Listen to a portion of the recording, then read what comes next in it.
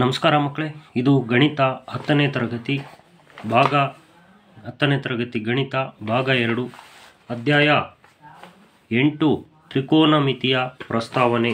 ಈ ಪಾಠದಲ್ಲಿ ಇದನ್ನು ನಾವು ಅಭ್ಯಾಸ 8.1ರಲ್ಲಿ 9ನೇ ಲೆಕ್ಕದಿಂದ ನೋಡೋಣ. ಇನ್ನು 3 ಲೆಕ್ಕ ಇದ್ದಾವೆ.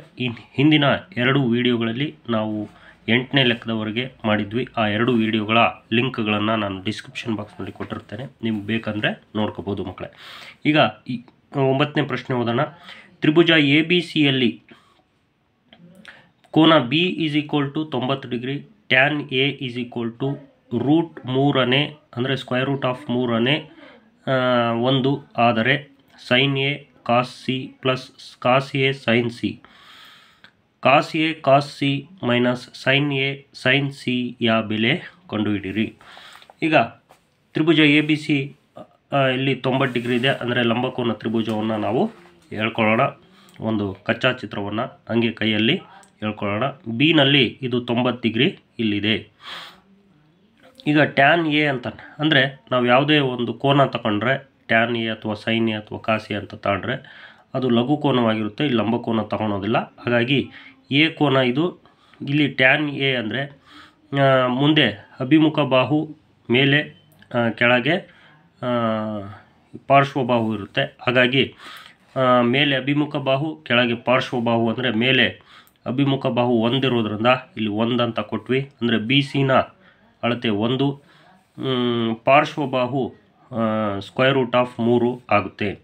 ಈಗ ಕರ್ಣ ಗೊತ್ತಿಲ್ಲ ನಮಗೆ, ಇದಾಗಲೇ ಕಂಡುಹಿಡಿದು ಬರೆದಿರೋದು. ಹೆಂಗೆ ಕಂಡುಹಿಡಿಯೋದು ಅಂತ ಹೇಳಿ ಮಾಡೋಣ. ಈ ಒಂದು ಲಂಬಕೋನ ತ್ರಿಭುಜದ ಬಗ್ಗೆ ಒಬ್ಬ ಪೈಥಾಗರಸ್ ಅಂತಂದೇಳಿ ಒಬ್ಬ ಗಣಿತಶಾಸ್ತ್ರಜ್ಞ, ಪ್ರಸಿದ್ಧ ಗಣಿತಶಾಸ್ತ್ರಜ್ಞ, ಅವನು ಪ್ರಮೇಯ ಮಾಡಿದ್ದಾನೆ. ಏನು, ಈ ಒಂದು ಲಂಬಕೋನ ತ್ರಿಭುಜದಲ್ಲಿ ವಿಕರ್ಣ ಅಂತಾರೆ ಇದನ್ನ. ಈ ಲಂಬಕೋನದ ಮುಂದಿನ ಒಂದು ಬಾಹುವನ್ನು ವಿಕರ್ಣದ ಮೇಲಿನ ವರ್ಗವು ಉಳಿದೆರಡು ಬಾಹುಗಳ ವರ್ಗಗಳ ಮೇಲಿನ ಮೊತ್ತಕ್ಕೆ ಸಮನಾಗಿರುತ್ತದೆ. ಹಾಗಾಗಿ A C square is equal to A B square plus B C square. A B square root of 3 ಇದೆ, square root of 3 square plus B C 1 square. Square root of ಈ ಸ್ಕ್ವೇರ್ ರೂಟ್ಗೂ ಸ್ಕ್ವೇರ್ಗೂ ಕ್ಯಾನ್ಸಲ್ ಆಗಿ 3 ಉಳಿತದೆ.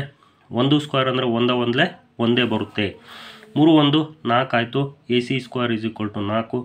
4ನ ನಾವು 2 4 2 square ಅಂತ ಬರಿಬೋದು. ಹಾಗಾಗಿ ಸ್ಕ್ವೇರ್ಗೂ ಕ್ಯಾನ್ಸಲ್ ಆಗಿ A C is equal to 2 ಅಂದರೆ ವಿಕರ್ಣ 2 ಸೆಂಟಿಮೀಟ್ರ್ ಆಯಿತು. ಈಗ ಲೆಕ್ಕದಲ್ಲಿ ಬೆಲೆ ಕಂಡುಹಿಡಿಯೋಕ್ಕೆ ಕೇಳಿದ್ದಾನೆ. ಯಾವುದು ಒಂದನೇದು sine A into cos C, ಇಲ್ಲಿ ಇಂಟು ಅಂತ ಏನಿಲ್ಲ ಅಂದರೂ ಇಂಟು ಇರ್ತದೆ, plus cos A into sine C.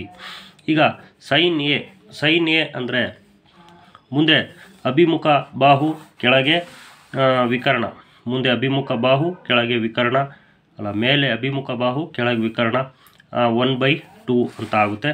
ಇಲ್ಲಿ 1/2 ಬರ್ತೀವಿ. ಕಾಸ್ ಸಿ ಅಂತ ಹೇಳಿದ್ರೆ ನಾವು ಮತ್ತೆ ಈ ಸಿ ಕೋನವನ್ನು ತಗೊಂಡ್ರೆ ಇದರ ಕಾಸ್ ಅಂತಂದೇಳಿ ಹೇಳಿದರೆ ಪಾರ್ಶ್ವಬಾಹು ಬರುತ್ತೆ, ಮೇಲೆ 1 ಕೆಳಗೆ ವಿಕರ್ಣ 2 1/2 ಆಗುತ್ತೆ. ಪ್ಲಸ್ ಕಾಸ್ ಎ, ಇಲ್ಲೇ ಆ ಸಣ್ಣ ಚಿತ್ರವನ್ನು ಬರ್ಕೊಂಡೆ. ಕಾಸ್ ಎ ಅಂದರೆ ಇಲ್ಲಿ ಎ ಮೇಲೆ ಪಾರ್ಶ್ವಬಾಹು ರೂಟ್ 3 ಕೆಳಗೆ ವಿಕರ್ಣ 2 2ನೇ ರೂಟ್ 3 ಆಯಿತು. ಇಂಟು ಸೈನ್ ಸಿಯ ಅಭಿಮುಖ ಬಾಹು ರೂಟ್ 3 ಮೇಲೆ ವಿಕರ್ಣ ಕೆಳಗೆ ರೂಟ್ 3/2. ಇವೆಲ್ಲ ಸೈನ್ ಎ ಕಾಸ್ ಸಿ ಹೆಂಗೆ ಇದನ್ನು ನೆನ್ಪಿಟ್ಕೋಬೇಕು ಅನ್ನೋದನ್ನು ಹಿಂದಿನ ವೀಡಿಯೋಗಳಲ್ಲಿ ಹೇಳಿದ್ದೀನಿ. ಆದರೂ ಈಗೊಂದು ಸರಿ ಹೇಳ್ತೀನಿ. ಏನಪ್ಪ ಅಂದರೆ ಇವುಗಳ ಯಾವ್ದ್ಯಾವ್ದು ಮೇಲೆ ಬರುತ್ತೆ ಯಾವ್ದ್ಯಾವ್ದು ಕೆಳಗೆ ಬರುತ್ತೆ ಸ್ವಲ್ಪ ಬರೆದು ಅಭ್ಯಾಸ ಮಾಡ್ಕೊಂಡ್ರೆ ನಿಮಗೆ ನೆನಪಿರುತ್ತೆ. ಈಗ ನಾವು ಇಲ್ಲಿ ಗುಣಿಸೋಣ. 1 1 1 2 2 4. Root 3 into root 3 root cancel ಆಗಿ 3 ಉಳಿತದೆ. ನಾವು 3 ಬರ್ಕೊಂಡ್ವಿ. ಆಮೇಲೆ 2 ಕುಣಿಸೋಣ. 2 2 4. ಈಗ ಛೇದ ಸಮ ಇದೆ, ಅಂಶ ಕೂಡೋಣ. 1 3 4 ಆಗುತ್ತೆ. ಮೇಲೆ 4 ಕೆಳಗೆ 4 4 1 4 4 1 4 ಭಾಗಿಸಿದರೆ 1 ಉಳಿತು. ಅಂದರೆ ಒಂದನೇದ್ರ ಬೆಲೆ 1. ನೆಕ್ಸ್ಟ್ ಎರಡನೇದು ಕಾಸ್ ಎ ಕಾಸ್ ಸಿ ಮತ್ತು ಸೈನ್ ಎ ಸೈನ್ ಸಿ ಅಂತ. ಈಗ ಕಾಸ್ ಎ ಅಂತಂದೇಳಿ ಹೇಳಿದರೆ ನಾವು ಅಲ್ಲಿ ಬರ್ಕೊಂಡ್ವಿ, ಎರಡನೇ √3 ಬರ್ಕೊಂಡ್ವಿ, ಇಂಟು ಕಾಸ್ ಸಿ ಅಂತ ಹೇಳಿದರೆ ಎರಡನೇ ಒಂದು ಬರ್ಕೊಂಡ್ವಿ. ಸೈನ್ ಎ ಅಂದರೆ ನಾವು ಎರಡನೇ 1 ಇಂಟು ಸೈನ್ ಸಿ ಅಂದರೆ ಎರಡನೇ √3 ಮೊದಲೇ ಅಲ್ಲೇ ಹೇಳಿ ಬರ್ಕೊಂಡಿದ್ವಿ. ಈಗ ಇಲ್ಲಿ ಗುಣಿಸೋಣ. √3 ಇಂಟು 1 √3 2 4 ಮೈನಸ್ 1 ಇಂಟು √3 2 4 ಛೇದ ಸಮ ಇದೆ, ಮೇಲೆ ಅಂಶನ ಕಳಿಬೇಕು, ಇಲ್ಲಿ ಮೈನಸ್ ಇದೆ. √3ಯಲ್ಲಿ √3 ಹೋದರೆ 0ಯನ್ನು 4ರಿಂದ ಭಾಗಿಸಿದರೆ 0 ಬರುತ್ತೆ. ಹಾಗಾಗಿ ಎರಡನೇದ್ರ ಬೆಲೆ 0. ನೆಕ್ಸ್ಟು 10ನೇ ಲೆಕ್ಕವನ್ನು ನೋಡೋಣ. ತ್ರಿಭುಜ PQRನಲ್ಲಿ ಕೋನ Q is equal to 90 degree, PR plus QR is equal to 25 centimetre ಮತ್ತು PQ is equal to 5 centimetre ಆಗಿದೆ. ಸೈನ್ P, ಕಾಸ್ P ಮತ್ತು ಟ್ಯಾನ್ Pಗಳ ಬೆಲೆ ಕಂಡುಹಿಡಿಯಿರಿ ಅಂತ ಹೇಳಿದ್ದಾರೆ. ನೀವು ಯಾವುದೇ sine P, cos P, tan P ಅಂತ ಬರೀಬೇಕಂದ್ರೆ ಆ ಲಂಬಕೋನ ತ್ರಿಭುಜವನ್ನು ಫಸ್ಟಿಗೆ ನೀವು ಹಾಕಬೇಕು. ಲಂಬಕೋನ ತ್ರಿಭುಜ PQR ಹಾಕ್ಕೊಂಡಿದ್ದೀವಿ. Q is equal to 90 degree ಅಂತ ಕೊಟ್ಟಿದ್ದಾನೆ. ಏನಂತ ಕೊಟ್ಟಿದ್ದಾನೆ? PR ಮತ್ತು ವಿಕರ್ಣ QR ಈ ಒಂದು ಬಾಹು ಎರಡೂ ಸೇರಿ 25 ಸೆಂಟಿಮೀಟ್ರ್ ಅಂತ ಹೇಳ್ತಾನೆ. ಆಮೇಲೆ PQನ ಬೆಲೆ ಕೊಟ್ಟಿದ್ದಾನೆ 5 ಸೆಂಟಿಮೀಟರ್. ನಮಗೆ ಈ ಎರಡು ಈ ಒಂದು ಬಾಹುಗಳ ಕೂಡಿಸಿ ಅದ್ರ ಬೆಲೆ ಕೊಟ್ಟಿದ್ದಾನೆ. ಆದರೆ ಒಂದೊಂದು ಬಾಹು ಎಷ್ಟು ಅಂತ ನಮಗೆ ಕೊಟ್ಟಿಲ್ಲ. ಹಾಗಾಗಿ ಇದನ್ನ ಒಂದೊಂದು ಬಾಹು ಎಷ್ಟು ಅಂತ ಕಂಡುಹಿಡ್ಕೋಬೇಕು. ಈಗ ಮೊದಲೇ ನಾವು PR ಇಲ್ಲೇ ಇಟ್ಕೊಂಡು QR ನಾವು ಈ ಕಡೆಗೆ ಹಾಕಿದಾಗ 25 ಮೈನಸ್ QR ಅಂದರೆ PRನ ಬೆಲೆ 25ರಲ್ಲಿ QR ಕಳೆದ್ರೆ ಎಷ್ಟೋ ಅಷ್ಟು ಅಂತ. ಈಗ ಲಂಬಕೋನ ತ್ರಿಭುಜದಲ್ಲಿರ್ತಕ್ಕಂಥ ಒಂದು ಪ್ರಮೇಯ ಏನಪ್ಪ ಅಂದರೆ, ಪ್ರಸಿದ್ಧ ಗಣಿತಶಾಸ್ತ್ರ ಪೈಥಾಗರಸ್ನ ಪ್ರಮೇಯದಂತೆ ವಿಕರ್ಣದ ಮೇಲಿನ ವರ್ಗವು ಉಳಿದೆರಡು ಬಾಹುಗಳ ವರ್ಗಗಳ ಮೇಲಿನ ವರ್ಗಕ್ಕೆ ಸಮನಾಗಿರುತ್ತದೆ, ಮೊತ್ತಕ್ಕೆ ಸಮನಾಗಿರುತ್ತದೆ. ಹಾಗಾಗಿ PR² is equal to QR² plus PQ². ಈಗ PR ಬದಲಿಗೆ ನಾವೇನಂತ ಬರ್ಬೋದು? PR is equal to 25 minus QR ಅಂತ ಬರ್ಕೊಳ್ಳೋಣ. ಸ್ಕ್ವೇರ್ ಮೇಲೆ ಹಂಗೆ ಇರಲಿ. Is equal to QR² plus PQ² same ಬರ್ತೀವಿ. ಈಗ 25 ಈ ಒಂದು A plus B whole square ಸೂತ್ರ ನಿಮಗೆಲ್ಲ ಗೊತ್ತೈತಲ್ಲ. A minus B whole square ಸೂತ್ರ ಗೊತ್ತಿರ್ಬೇಕು ನಿಮಗೆ. A² plus B² minus 2AB ಅಂತ. ಇದೇ ರೀತಿ ನಾವು ಇದನ್ನು A ಅಂತ ತಿಳ್ಕೊಳ್ಳೋಣ, ಇಲ್ಲಿ B ಅಂತ ತಿಳ್ಕೊಳ್ಳೋಣ. ಇದು 25 ಸ್ಕ್ವೇರ್ ಪ್ಲಸ್ B² ಅಂದರೆ QR² ಮೈನಸ್ 2AB ಅಂದರೆ 2 ಇಂಟು 25 ಇಂಟು QR ಅಂತ ಬರ್ತೀವಿ. ಈಸ್ ಈಕ್ವಲ್ ಟು ಇಲ್ಲಿ QR² ಸೇಮು ಪ್ಲಸ್ PQ ಬೆಲೆ ಕೊಟ್ಟಿದ್ದಾನೆ 5 ಸೆಂಟಿಮೀಟ್ರ್ ಅಂತಂದೇಳಿ ನಾವು PQ ಬದಲಿಗೆ 5² ಅಂತ ಬರ್ಕೊಂಡ್ವಿ. ಈಗ 25ನ್ನ 2 ಸತಿ ಗುಣಿಸಿದರೆ 25 625 ಪ್ಲಸ್ QR² ಬೆಲೆ ಗೊತ್ತಿಲ್ಲ ಹಂಗೆ ಬರ್ಕೊಂಡ್ವಿ. ಮೈನಸ್ 25 50 ಗುಣಿಸಿದ್ವಿ, QR ಬರ್ಕೊಂಡ್ವಿ. ಮೈನಸ್ ಇಲ್ಲಿ QR² ಈ ಕಡೆ ಬಲಭಾಗದಲ್ಲಿರ್ತಕ್ಕಂಥದ್ದು ಎಡಭಾಗದಲ್ಲಿ ಹಾಕ್ಕೊಳ್ಳೋಣ. ಇಲ್ಲಿ ಈಸ್ ಈಕ್ವಲ್ ಟು ಇಲ್ಲಿ 5² ಅಂದರೆ 5 25 ಬರ್ಕೊಂಡ್ವಿ. QR² plus QR² minus QR² cancel ಆಯಿತು, ಅಲ್ಲಿ 0 ಉಳಿತು. ಇಲ್ಲಿ ಏನು ಉಳಿತು? 625 ಹಂಗೆ ಬರ್ದ್ವಿ. Minus 50 QR is equal to 25. ಈಗ 625ನ್ನು ನಾವು ಬಲಭಾಗಕ್ಕೆ ವರ್ಗಾಯಿಸಿದರೆ ಇಲ್ಲಿ ಪ್ಲಸ್ 625 ಇತ್ತು, ಇಲ್ಲಿ ಮೈನಸ್ 625 ಆಯಿತು. ಇಲ್ಲಿ minus 50 QR is equal to 625ರಲ್ಲಿ 25 ಕಳೆದ್ರೆ 600, ದೊಡ್ಡದ್ರ ಚಿಹ್ನೆ ಮೈನಸ್ಸು. ಮೈನಸ್ಗೂ ಕ್ಯಾನ್ಸಲ್ ಆಯಿತು. 50ನ್ನು ನಾವು ಬಲಭಾಗಕ್ಕೆ ವರ್ಗಾಯಿಸಿದರೆ ಛೇದಕ್ಕೆ ಬಂತು. ಇಲ್ಲಿ ಗುಣಾಕಾರದಲ್ಲಿರೋದು ಇಲ್ಲಿ ಭಾಗಾಕಾರಕ್ಕೆ ಬರುತ್ತೆ, ಛೇದಕ್ಕೆ 0ಗೂ ಹೋಯಿತು. 5 1 5, 5 1 5, 6 5 ಹೋಯಿತು, 1 ಉಳಿತು, ಪಕ್ಕದಾಗ 0 10, 5 2 10 ಅಂದರೆ QR ಬೆಲೆ 12 ಸೆಂಟಿಮೀಟರ್. QR ಬೆಲೆ 12 ಸೆಂಟಿಮೀಟ್ರ್ ಅಂದರೆ ಇನ್ನು PR ಬೆಲೆ ಅಂದರೆ ಈ PR QR ಸೇರಿ 25 ಸೆಂಟಿಮೀಟ್ರು. QR ಬೆಲೆ 12 ಹಾಕೋಣ. QR ಈ ಕಡೆಗೆ ಹಾಕಿದರೆ ಮೈನಸ್ ಈ ಕಡೆಗೆ ಬಂತು, 25ರಾಗ 12 ಹೋದರೆ ಇನ್ನು 13 ಸೆಂಟಿಮೀಟ್ರು ಪಿ ಆರು. ಅಂದರೆ ಈ ಒಂದು ಪಿ ಕ್ಯೂ ಆರ್ ಇಲ್ಲಿ ಲಂಬಕೋನ ತ್ರಿಭುಜದಲ್ಲಿ ಪಿ ಕ್ಯೂ ಅವರೇ ಕೊಟ್ಟಿದ್ರು 5 ಸೆಂಟಿಮೀಟ್ರ್ ಅಂತ, ಇವೆರಡೂ ಸೇರಿ 25 ಸೆಂಟಿಮೀಟ್ರು ಅಂತ ಕೊಟ್ಟಿದ್ರು. ಇಲ್ಲಿ ಕ್ಯೂ ಆರ್ ಎಷ್ಟು 12 ಸೆಂಟಿಮೀಟರ್, ಪಿ ಆರ್ ಎಷ್ಟು 13 ಸೆಂಟಿಮೀಟರ್. ಈಗ ನಾವು ಸೈನ್ ಪಿ, ಕಾಸ್ ಪಿ ಮತ್ತು ಟ್ಯಾನ್ ಪಿ ಬರೆಯೋಣ. ಸೈನ್ ಪಿ ಅಂದರೆ ಮೇಲೆ ಅಭಿಮುಖ ಬಾಹು, ಕೆಳಗೆ ವಿಕರ್ಣ. ಪಿ ಅನ್ನೋ ಕೋನದ ಅಭಿಮುಖ ಬಾಹು ಯಾವುದು ಕ್ಯೂ ಆರು. ಕ್ಯೂ ಆರ್ ಅಂದರೆ 12 ಇದೆ, ಮೇಲೆ 12 ಬರೆದ್ವಿ. ಇದರ ಕೆಳಗೆ ವಿಕರ್ಣ ಅಂದರೆ ಯಾವುದು ಪಿ ಆರು 13 ಸೆಂಟಿಮೀಟ್ರ್ ಬರೆದ್ವಿ. ಕಾಸ್ ಪಿ ಅಂದರೆ ಈ ಪಿ ಕೋನದ ಪಾರ್ಶ್ವ ಬಾಹು ಅಂದರೆ ಪಕ್ಕದ ಬಾಹು ಪಿ ಕ್ಯೂ 5, ಮೇಲೆ 5, ವಿಕರ್ಣ 13.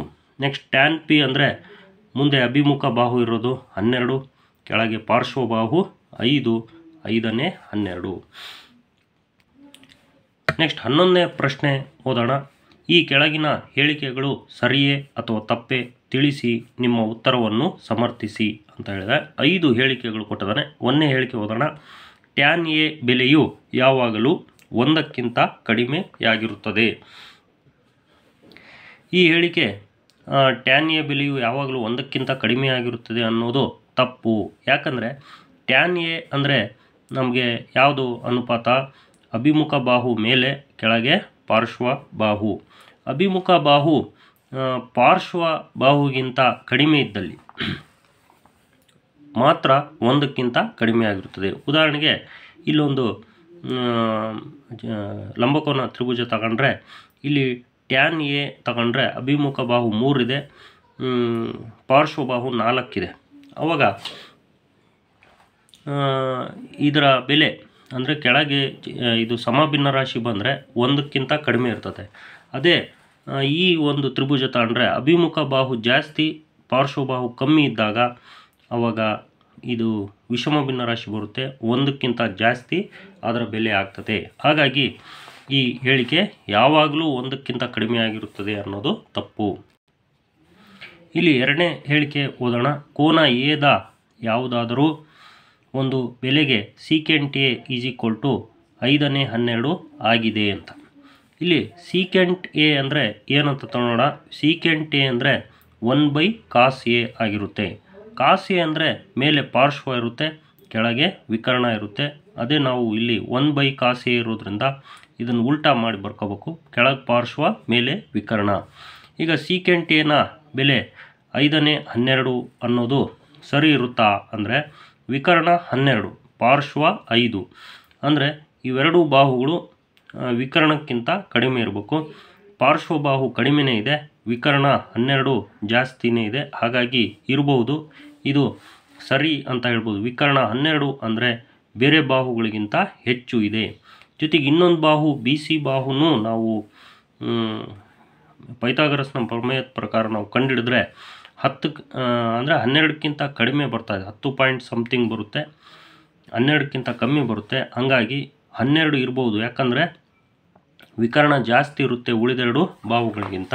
ಹಾಗಾಗಿ ವಿಕರ್ಣದ ಬೆಲೆ ಜಾಸ್ತಿನೇ ಇದೆ, ಹಾಗಾಗಿ ಇದು ಸರಿ. ನೆಕ್ಸ್ಟು 3ನೇ ಹೇಳಿಕೆಯನ್ನು ಕೋನ ಎದ ಕೋಸಿಕ್ಯಾಂಟ್ ಅನ್ನು ಕಾಸ್ ಎ ಎಂದು ಸಂಕ್ಷೇಪಿಸಿ ಉಪಯೋಗಿಸಿದೆ. ಅಂದರೆ ಕೋಸಿಕ್ಯಾಂಟ್ ಎನ ನಾವು ಕಾಸ್ ಎ ಅಂತ ಬರೆದ್ರೆ ಅದು ತಪ್ಪಾಗುತ್ತೆ. ಯಾಕಂದರೆ ಕೋಸಿಕ್ಯಾಂಟ್ ಎ ಅಂದರೆ 1/sin ಎ ಆಗುತ್ತೆ. ಅಭಿಮುಖ ಬಾಹು ಮೇಲಿರುತ್ತೆ, ಕೆಳಗೆ ವಿಕರ್ಣ ಇರುತ್ತೆ, ಅದು ಇಲ್ಲಿ ಉಲ್ಟಾ ಮಾಡಬೇಕಾಗುತ್ತೆ. ವಿಕರ್ಣ ಮೇಲೆ, ಅಭಿಮುಖ ಬಾಹು. ಒಂದು ಎ ಬಿ ಸಿ ಅಂತಕ್ಕಂಥ ಒಂದು ಲಂಬಕೋನ ತ್ರಿಭುಜ ತಗೊಂಡ್ರೆ ವಿಕರ್ಣ ಎ ಸಿ ಮೇಲೆ, ಕೆಳಗೆ ಬಿ ಸಿ ಆಯಿತು. ಕಾಸ್ ಎ ಅಂದರೆ ಪಾರ್ಶ್ವಬಾಹು ಮೇಲೆ, ವಿಕರ್ಣ ಕೆಳಗೆ, ಮೇಲೆ ಎ ಬಿ, ಕೆಳಗೆ ಸಿ. ಇದು ಸಮ ಇಲ್ಲ. ಜೊತೆಗೆ ಕೋಸಿಕ್ಯಾಂಟ್ ಎ ಅನ್ನೋದು ಕಾಸ್ ಎ ಆಗೋದಿಲ್ಲ. ಯಾಕಂದರೆ ಕಾಸ್ ಅಂದರೆ ಕೋಸೈನ್ ಎ ಅಂತ, ಕಾಸ್ ಎ ಅಂದರೆ ಕೋಸೈನ್ ಎ, ಕೋಸಿಕ್ಯಾಂಟ್ ಎ ಅಂದರೆ ಕೋಸಿಕ್ಯಾಂಟ್ ಎ ಆಗುತ್ತೆ. ಹಾಗಾಗಿ ಇದು ತಪ್ಪು. ನೆಕ್ಸ್ಟ್ 4ನೇ ಹೇಳಿಕೆ, ಕಾಟ್ ಎ ಎಂಬುದು ಕಾಟ್ ಮತ್ತು ಎಗಳ ನಡುವಿನ ಗುಣಲಬ್ಧ ಅಂತ ಹೇಳ್ತಾನೆ. ಇದು ತಪ್ಪು. ಯಾಕಂದರೆ ಕಾಟ್ ಎ ಎಂಬುದು ನೋಡ್ರಿ ಇದು ತಪ್ಪು. ಯಾಕಂದರೆ ಕಾಟ್ ಎ ಎಂಬುದು ಒಂದು ಪದ, ಇದು ಬೇರೆ ಬೇರೆ ಅಲ್ಲ. ಕಾಟ್ ಅನ್ನೋದು ಬೇರೆ ಅಲ್ಲ, ಎ ಅನ್ನೋದು ಬೇರೆ ಅಲ್ಲ. ಹಾಗಾಗಿ ಈ ಮೇಲಿನ ಹೇಳಿಕೆ ತಪ್ಪು. ಈಗ 5ನೇ ಹೇಳಿಕೆ ನೋಡೋಣ. ತೀಟಾದ ಒಂದು ಬೆಲೆಗೆ sine theta is equal to 3/4 ಆಗಿದೆ. ಈ ಹೇಳಿಕೆ ತಪ್ಪು. ಯಾಕಂದರೆ ಸೈನ್ ತೀಟಾ ಅಂದರೆ ನಾವು ಮೇಲೆ ಅಭಿಮುಖ ಬಾಹುವಿನ ಅಳತೆ ತಾಣ್ತೀವಿ, ಕೆಳಗೆ ವಿಕರ್ಣ ತಾಣ್ತೀವಿ. ಅಭಿಮುಖ ಬಾಹು 4 ಆಮೇಲೆ ವಿಕರ್ಣ 3 ಆಗಿರಲಿಕ್ಕೆ ಸಾಧ್ಯವಿಲ್ಲ. ಯಾಕಂದರೆ ಒಂದು ತ್ರಿಭುಜದಲ್ಲಿ, ಲಂಬಕೋನ ತ್ರಿಭುಜದಲ್ಲಿ ಇದನ್ನು ವಿಕರ್ಣ ಅಂತ ಕರೀತಾರೆ, ಲಂಬಕೋನದ ಮುಂದಿರ್ತಕ್ಕಂಥ ಒಂದು ಗೆರೆಯನ್ನು. ಈ ಗೆರೆ 3 ಆಗಿ ಅಭಿಮುಖ ಬಾಹು 4 ಆಗಿರಲಿಕ್ಕೆ ಸಾಧ್ಯವಿಲ್ಲ. ಯಾಕಂದರೆ ಇಲ್ಲಿ ವಿಕರ್ಣನೇ ಬೇರೆ ಈ 2 ಬಾಹುಗಳಿಗಿಂತ ಜಾಸ್ತಿ ಇರುತ್ತೆ. ಇಲ್ಲಿ ನೋಡಿದರೆ ವಿಕರ್ಣ ಕಮ್ಮಿ ಅಂತ ತೋರಿಸಿದ್ದಾನೆ. ಹಾಗಾಗಿ ವಿಕರ್ಣ ಬೇರೆ ಬಾಹುಗಿಂತ ಕಡಿಮೆ ಇರಲು ಸಾಧ್ಯವಿಲ್ಲ. ಇದು ತಪ್ಪು, ಈ 5ನೇ ಹೇಳಿಕೆ. ಇಲ್ಲಿಗೆ ಮಕ್ಕಳೇ ಅಭ್ಯಾಸ 8.1 ಮುಗೀತು. ಈಗ ಮುಂದಿನ ವಿಡಿಯೋದಲ್ಲಿ ಅಭ್ಯಾಸ 8.2 ಮಾಡೋಣ ಮಕ್ಕಳೇ. ಗುಡ್ ಲಕ್ ಮಕ್ಕಳೇ.